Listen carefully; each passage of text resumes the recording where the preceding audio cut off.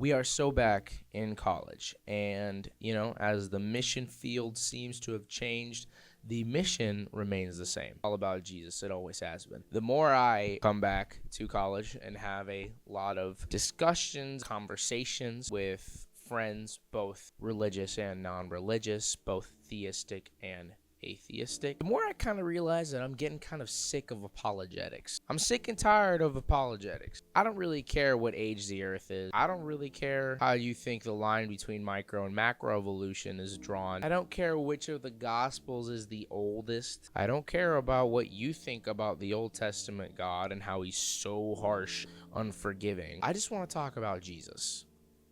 Because honestly, having any conversation that is about God and doesn't have Jesus directly in it, I don't care about having. Because nothing fruitful comes out of a conversation that's about God and never about Christ. That puts me on the same footing as someone in Islam, someone in Judaism, someone in any other Eastern or Western religion. And honestly, I don't even want to talk about the Bible if people are using it outside of the context of Jesus. Jesus says in John 5:39, "You diligently study the scriptures because you think that by them you possess eternal life.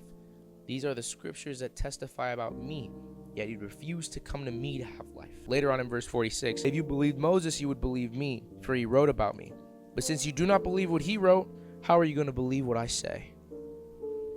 Wow. Honestly, I think every apologetic argument ever, I just really, personally, I've come to a point in my life that they all fall flat if they're not about the Bible and about Christ and about how to follow him the best way. If we can agree upon that Jesus died and rose again and was the Son of God, then I don't really expect us to agree upon anything else. And even though the discussion may be fun, it really has no worth. And I mean even discussions that talk about God as a concept. God as what is God? Who is God? Because clearly your definition won't fit mine. And yeah, maybe by your definition of what you think God is, it really isn't all that. My definition, again, comes from John 5. "For just as the Father raises the dead and gives them life, even so the Son gives life to whom he is pleased to give it.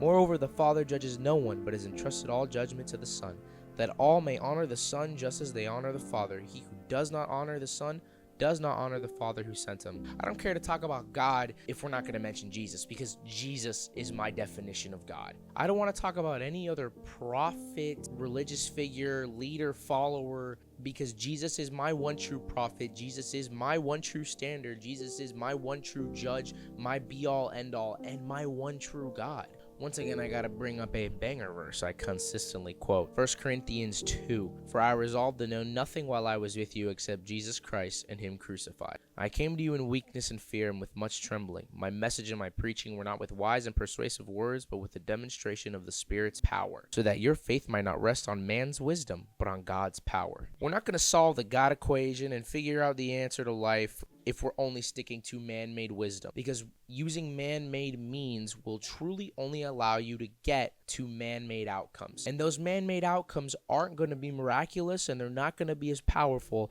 as the cross and the crucifixion and the resurrection ever. They never will reach that. Just as when those in the Old Testament attempted to reach heaven by building the Tower of Babel, so we too attempt to reach God by our man-made wisdom, when we choose not to rely on faith and hope that comes from the miraculous resurrection, the miraculous birth, everything that is the miraculous life of Jesus Christ. We're trying to build ourselves up to a place that we're never going to get without that faith in Jesus Christ and faith alone. Faith that saves. Faith that produces a life of fellowship, a life of unity, a life of servitude to the one and true God. Nothing else matters. I'm talking to you about a man that died and rose from the dead, and is giving me eternal life in heaven that no one who is currently living can bear witness to. No one who is currently alive can attest to what heaven is.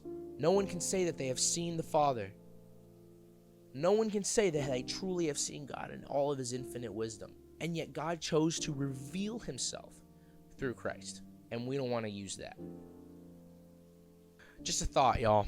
If we're not ultimately talking about Jesus and how to follow him, I used to be an apologetic nerd.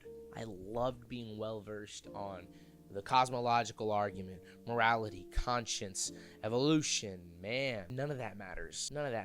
Because it doesn't make sense to some people why I believe man was made from dust, by the hands of God himself, and how exactly man was breathed into breath of life by a living God. It doesn't make sense how God created all that we go out in the world and see within a week. And it doesn't make sense that he would choose to love us and create us in spite of knowing that we would screw up, mess up, and sometimes ultimately reject him.